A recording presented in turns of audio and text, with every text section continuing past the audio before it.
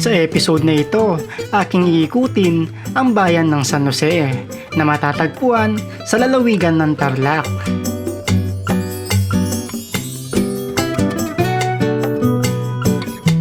Ipapakita ko sa inyo ang mga tourist destination sa lugar na ito.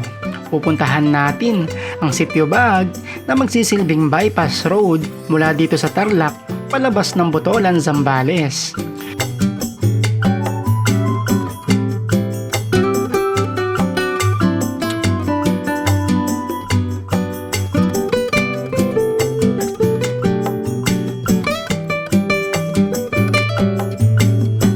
Muli din natin bibisitahin ang Monasterio de Tarlac.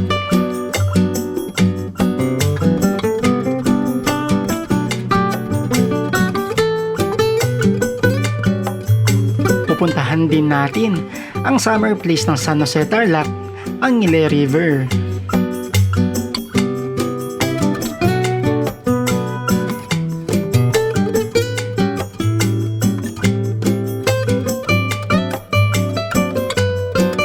Pupuntahan din natin ang isa din kasalukuyang ginagawang bypass road na magdudugtong naman mula sa San Jose Tarlac palabas ng Palawig, Zambales. Ito ang Tala Road.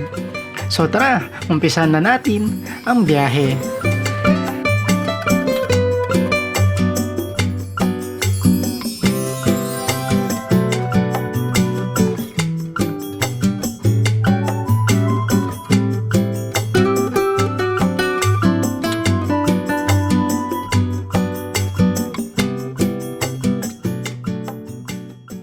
Ayun, so good day sa inyo mga kabaden. So welcome again sa another travel adventure ngayong araw. So yung biyahe natin ngayon, naiikutin natin itong bayan ng San Jose Tarlac. So ipapakita ko sa inyo kung ano ang mga pwedeng puntahan, kung ano mga tourist destination at tourist attraction na pwedeng bisitahin dito sa napakagandang lugar ng San Jose Tarlac. So nandito tayo ngayon sa may napakagandang tulay ng Bueno Bridge dito sa may Capas, Tarlac. At dito natin sisimula ng ating adventure paikot sa napakagandang lugar ng San Jose Tarlac. So akyatin muna natin itong ginagawang kalsada dito. Ito yung magsisilbing bypass road from dito sa may Capas, Tarlac papunta sa may Botolan, Zambales. After natin dito sa may tulay ng Bueno, babaybay lang natin itong bagong gawang kalsada paakyat ng Sitio Baag. Ito yung tinatawag nilang Bueno Climb na merong 6 km climb hanggang marating natin yung junction papasok ng Monasterio de Tarlac na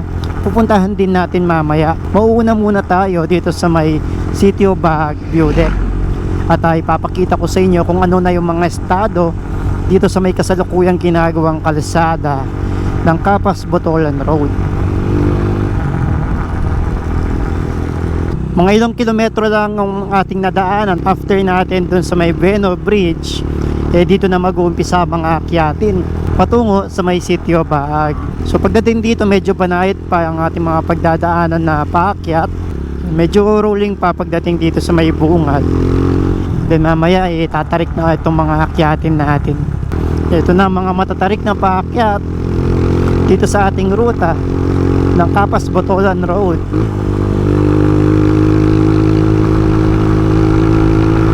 Hindi lang ito dahil marami pa ito hanggang makarating kayo sa may Sitio Baag. And then meron pang mga panibagong mga paakyat na kalsada dahil sa mga bagong natapos na kalsada na ginagawa, mga bagong bukas, mga bagong tapyas na bundok na ginawang kalsada. Ito naman ang bubungad sa inyo na napakagandang tanawin ng mga bulubundukin dito sa ating harapan. Ang kabundukan nitong San Jose papunta sa may Zambales. Dito marami na rin kayong mga makikita mga bagong tayo na mga private property, mga campsites paakyat ng Sitio Baag. Dahil in time uusbong din dito yung turismo pag tuluyan na natapos itong Capas Botolan Road. Ilang sandali pa narating na natin itong junction ng Sitio Baag at Monasterio de Tarlac. Kung saan nanggaling itong mga nakamotores, yan yung papasok ng Monasterio de Tarlac. Tapos sa may kaliwa naman, yun yung daan paakyat naman ng Sitio Baag.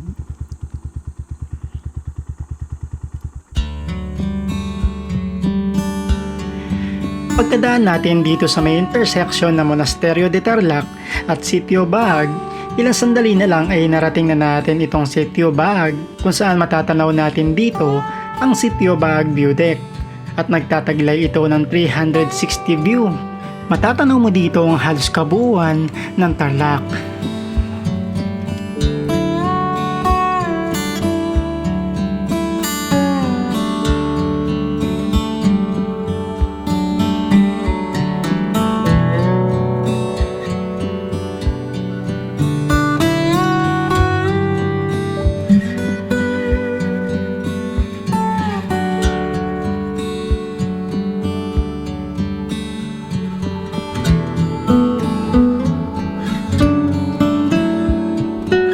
Dito na rin ako kumain ng aking agahan dito sa may Choco Bahag na kaharapan lang mismo ng papasok sa Sitio Bahag View Deck. Meron sila ditong mga silog meals at ang nagustuhan ko dito, meron silang sikwate o mainit na tsokolate, Choco Batirol kung tawagin sa amin ng mga Kapampangan.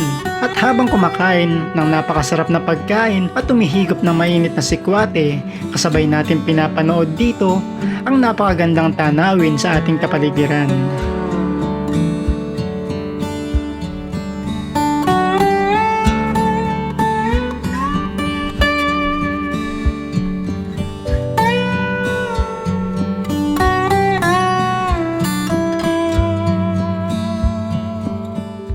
So kakatapos lang natin kumain dito sa may Choco Bahag.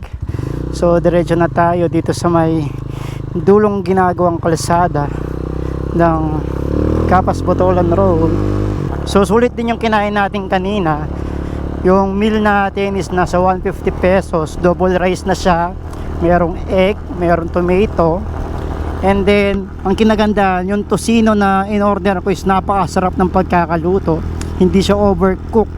Napakalambot ng karne. At yung nagpasarap palalo to sa may kinain natin is yung Choco Batirol. Yung Kapampangan Choco Batirol yung tawag namin. Sa iba is tsokolate. At sa ibang parte ng bansa natin tawag nila is sikwate na napakasarap inumin. Tinernuhan natin sa ating silog na kinain kanina. Tuloy na ang biyahe natin. Paket tayo dito sa may dulong parte na ginagawang kalsada dito sa may Sitio Bahag. Ito yung Capas Botolan Road. So dito meron din tayong mga madadaanan ng mga campsites tulad ng mga to. So kailangan nyo muna mag-inquire dyan bago makapasok. Parang hirap ng mga paakyat kasi kulay-pulay lupa. Yan, dito meron din mga paakyat na campsites. Ayan. So dito dediretso lang tayo dito sa may ginagawang kalsada. And then bababaan natin yung Manibukit Bridge. Nung huling punta ko pa dito noong 2022 is hanggang dito pa lang yung nagagawang kalsada. Ngayon hanggang doon na sa may ibaba, sa may tulay. Ayun na yung tulay Tapos dito matatanaw na natin yung community, yung mga tribo dito sa may taas ng Sitio Bahag. Dati binabaan pa namin to na rough road pa. Ang tarik nitong pababa tsaka paakyat sa may tulay. Ang talim ng siko. Ayan ito yung binabahan namin dati. Napakatarik.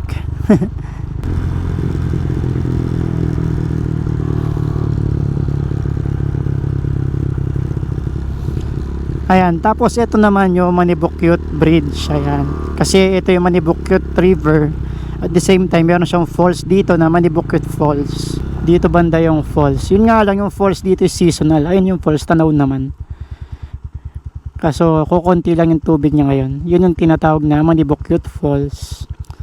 Nga lang gaya na sabi ko, seasonal itong falls. Dati diyan kami dumaan, bumaba kami dito, tapos tinawid namin tong ilog, tapos umakyat kami ulit dito.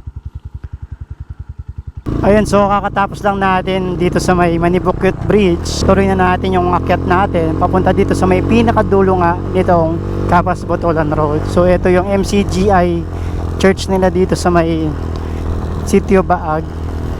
Tapos meron pa mga community dito na madadaanan. So tignan natin kung kaano nakahaba yung mga nasisementadong parte nitong bypass road papuntang Zambales. May mga tindahan din dito. Pagdating dito meron din mga community. Malaking bahay dito. Tapos may burol dito sa may kaliwa natin, no?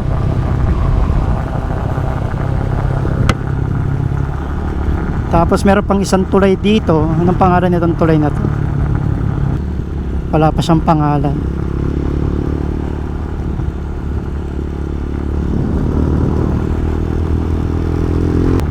Wow, ganda na itong bundok sa harapan. Okay, ito na pala yung pinakadulong parte ng ginagawang kalsada. Ang ganda ng bundok sa harapan natin, no? So pagdating dito, kung makikita nyo, meron pa mga equipments para sa pagbungkal ng lupa. Kasi nga, hanggang dito pa lang muna itong ginagawang kalsada ng Capas-Botolan Road. So akit pa tayo dito sa may off-road. Tingnan lang natin kung hanggang saan na itong rough road. Ang ganda ng pagkakapatag nitong trail. Mahaba-haba na rin itong napapatag, oh. Ayun, medyo rough pa talaga doon sa bandang parte na yan ng bundok. Hanggang dito na lang talaga tayo. Ayan, rough na rough pa talaga. Pero gaganda ng mga bundok, oh. Ganda.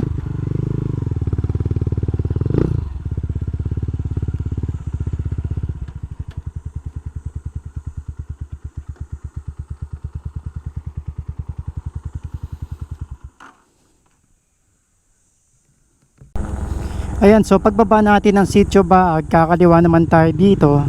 Ito naman yung bypass road papunta ng Monasterio de Tarlac. Mula dito is matatanaw na natin ang Monasterio de Tarlac. Ilang liko na lang is mararating na natin. Ayan na, oh, tanaw na natin sa harapan natin. Ayan, so pagdating dito sa may dulong bypass road, kakanan tayo. Ito na yung papasok ng Monasterio de Tarlac.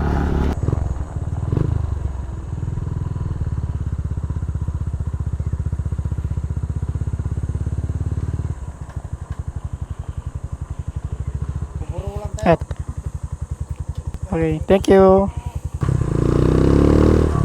And so nagbayad lang tayo ng 20 pesos for parking fee ng ating motor dito sa may Monasterio de Tarlac. So yung babayaran doon lang sa may bungad pagka liko nyo sa may kantong pakanan. Ayan, so dito yung parking natin. Kakaliwa tayo dito sa may paakyat.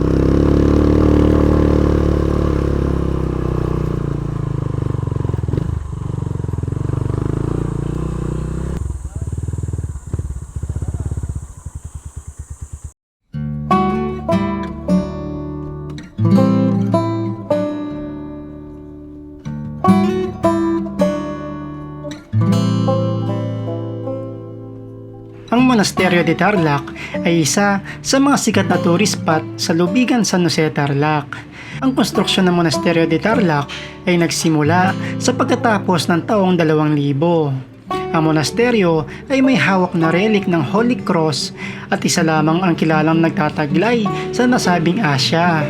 Noong taong 25, ang relic ay dumating dito sa monasteryo at nabuo sa ilalim ng dambana ng kapilya noong ika-30 ng Enero taong 2007.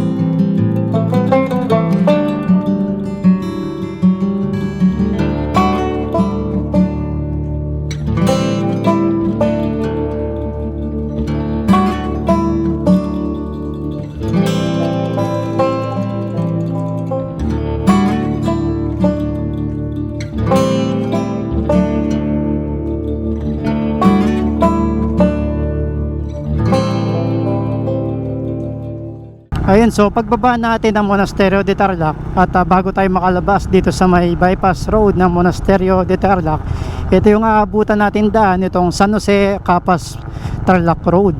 So yung pakanan, yun yung daan papunta ng Capas Tarlac. So dahil pupunta tayo ng Nile River, is kakaliwa tayo dito sa may San Jose.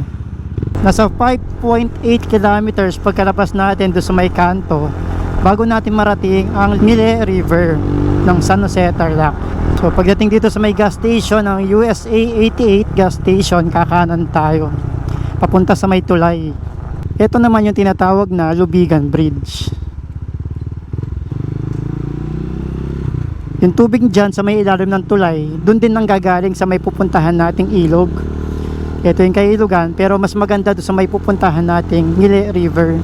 Mas maganda yung tanawin doon, mas scenic yung mga views pagdating doon sa may lugar. Pagdaan natin dito sa may tulay, kakaliwa ulit tayo.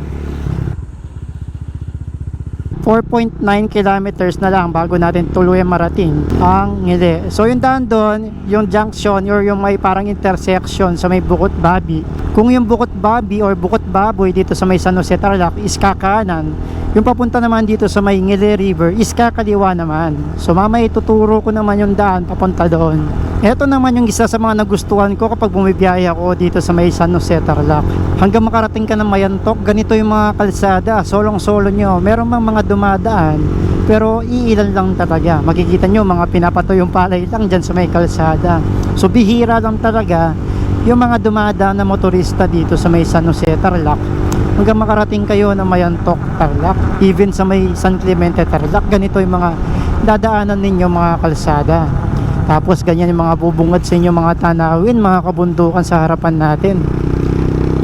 Ayan, so ito na yung intersection na sinasabi ko. Ito yung pakanan, papunta yan ng Bukot Baboy tsaka sa Sitio Tala.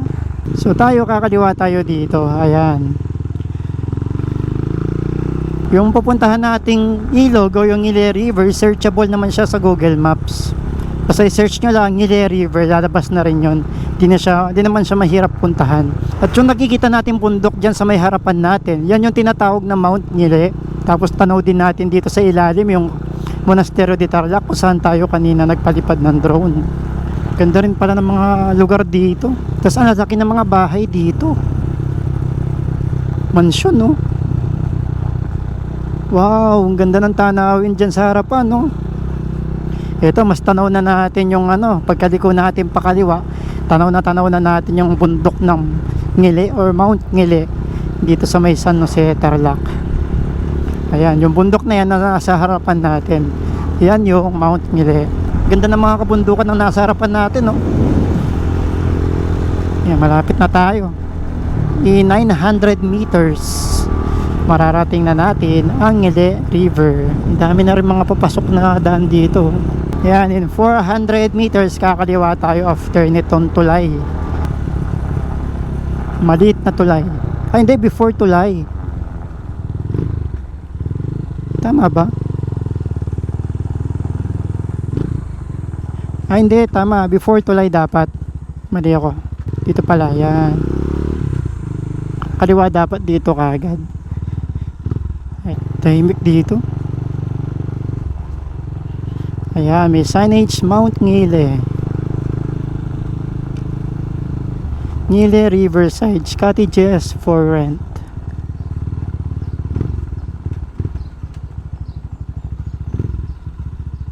May babayaran kuya? Wala po. Wala? Sakto. Wala ata masyadong tao ngayon? Sige. Saan pwede mag-park yan? Sa baba po. Sa loob. Sige, thank you. Ang kinagandahan dito sa may Ngili Riverside is walang entrance fee.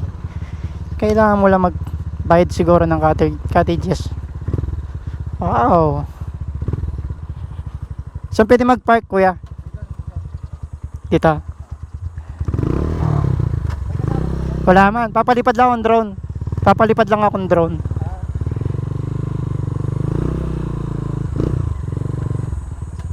Parking fee meron bayad? Magkano yung parking fee? 100 sa parking? Magpapalipad lang po. Pwede ba mag-overnight dito? Opo, magpapa-over. Magkano yung overnight stay nyo dito? Kunwari may dalang tent, ganun. 250, ayan. 250 per head sa'yo na yung tent na. Tapos meron din mga makakainan dito. Meron sir, dito. May mga nagluluto, no? Sige sir, bigay ko na muna yung bayad. Kunin ko na lang number mo sir, sakali. Sige, sige.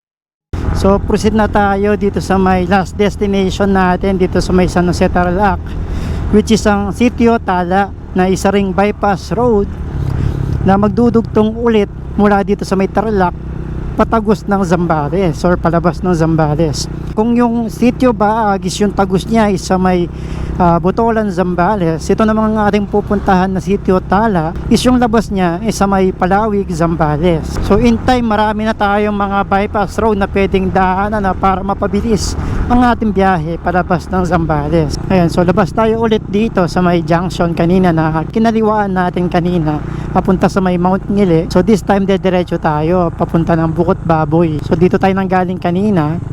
So dito naman tayo papasok papuntang Sitio Tala. Pagdating dito, gaya na sabi ko kanina, is wala din masyadong mga dumadaan.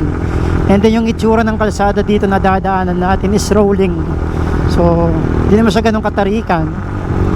Ang kinagandahan, malilim, mapuno at maliwalas. Ayan, so pagdating dito, kakaliwa naman tayo. Ito na yung daan papasok ng Sitio Tala. Ayan, so pagdating dito, yung papasok ng Sitio Tala, kakaliwa tayo dito sa may kanto. Ayan.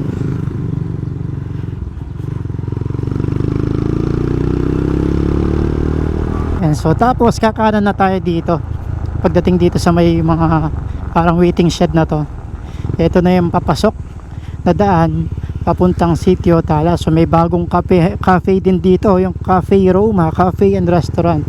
So ayan yung, ito na yung daan ng Sitio Tala dito sa may San Jose Tarlac. Ito pala yung Cafe Roma. Mukhang sarado. Ay di, yung bukas. Ayan, ito na yung Sitio Tala. Ito yung parte ng bypass road papuntang Zambales, which is itong San Jose to Palawig, Zambales.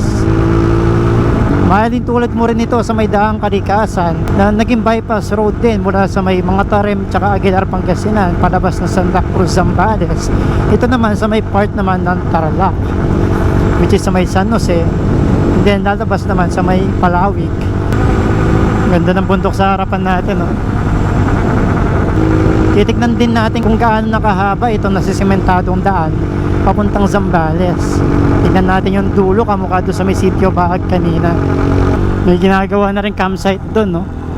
Parang glamping resort. Meron silang malaking TP house na ginagawa, oh. Ganda ng bundok dito sa may kanan. Pataas na tayo ng pataas. Yun nga lang, mainit dito sa may San Jose. Even doon sa may Sitio Baag, napakainit ng Tarlac. Swerte pa tayo ngayon kasi medyo nag-uulan-ulan na. Eh yung init ng Tarlac medyo nabawasan na. Grabe, paakyat na tayo ng paakyat. Ito, lumalamig na yung hangin. Unlike kanina doon sa may ibaba, mainit yung simoy ng hangin. Kasi marami ng mga puno dito, tsaka nasa kabundukan na tayo. Dami mga pine trees, oh. Dito rin pala matatagpuan yung Anzap Twin Falls na pinuntahan natin way back 2021. Binike natin yun, napakatagal bago natin tuloy marating yung ganda ng Twin Falls ng Anzap. Ito yung Little Baguio na tinatawag. Pwede kayong umakyat dyan pero tayo di na tayo aakyat kasi mag-isa lang tayo, iwan pa natin yung motor sa ilalim. Inaakyat nila yan, tapos maganda yung view sa taas, overlooking. Tanaw mo yung mga kabundukan dyan sa may kaliwa. Dito yung pinasukan namin dati na Anzap Twin Falls. Sa may kaliwa, meron papasok dyan. Ay, sa may kanan. Tapos ito yung Little Baguio ng Sitio Tala. Try muna natin bumaba dito. Di pa ako nakababa dito kasi nung nagbike ako dito, hanggang dun lang ako sa may paanan ng Little Baguio. Puro pababa to, oh. Wow. Ay, ito palang pala yung papasok sa may Twin Falls. Ito pala yung Little Baguio. Tama, ito muna pala yun. Hanap tayo ng medyo malilim. Gusto magpalipad ng drone. Grabe, ang ganda ng tanawin. Ang tarik pala nito. Ayun pa yung mga pupuntahan nating kalsada. Ayun, oh. Tanaw natin mula dito sa itaas. Yung kadugtong nitong kalsada, ayun pa, oh, akyat pa dun. Ingat lang sa mga kambing, nagsikalat sa daan yung mga kambing. Yan, no? Hindi masyadong halata. Wow. Tapos merong community din dito. Sitio Agus. Meron din campsite dito. Merong karatula ako nakita doon. Ang talim naman nitong sikong to.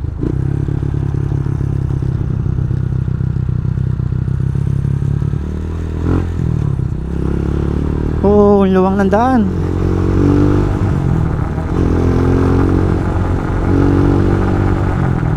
Dito marami-rami na yung mga bahay. Gaganda ng mga bahay nila. Kambing on the bridge.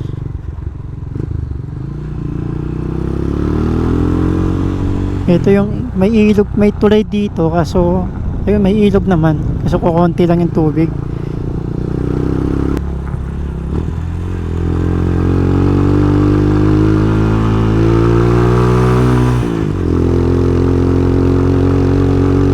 Grabe, tatarik na mga akyatin dito.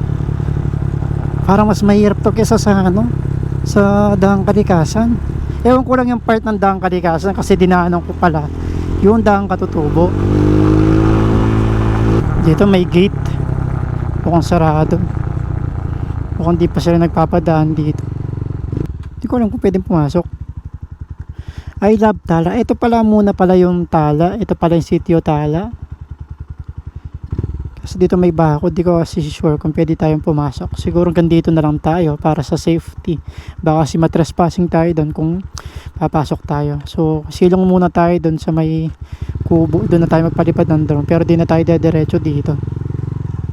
Grabe yung mga inakyat natin. Mamaya yung mga nilusong natin, ang haba nakakyatin natin ulit yun. Dito na tayo sa may Sitio Tala. Ito may signage sila dito.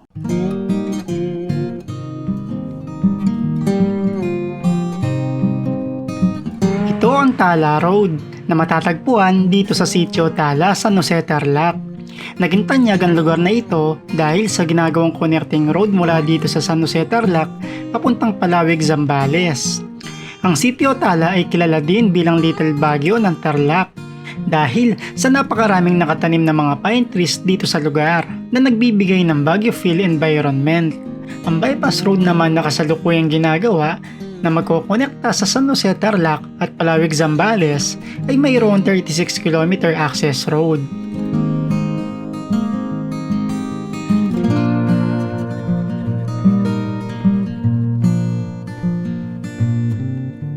Sana ay nag-enjoy kayo sa travel adventure natin ngayong araw. Asahan nyo na marami pa tayong pupuntahan na magagandang lugar dito sa Pilipinas. At kung nagustuhan nyo itong video na ito, maaari ba akong humingi ng isang like at mag-subscribe na din kayo sa aking YouTube channel para patuloy ang pag-grow at marami pa tayong mapuntahan na magagandang lugar dito sa Pilipinas. At para updated na din kayo sa mga susunod kong i-upload na mga videos. So dito ko na din tatapusin tong video na to. So hanggang sa muli, ride safe mga kabalen!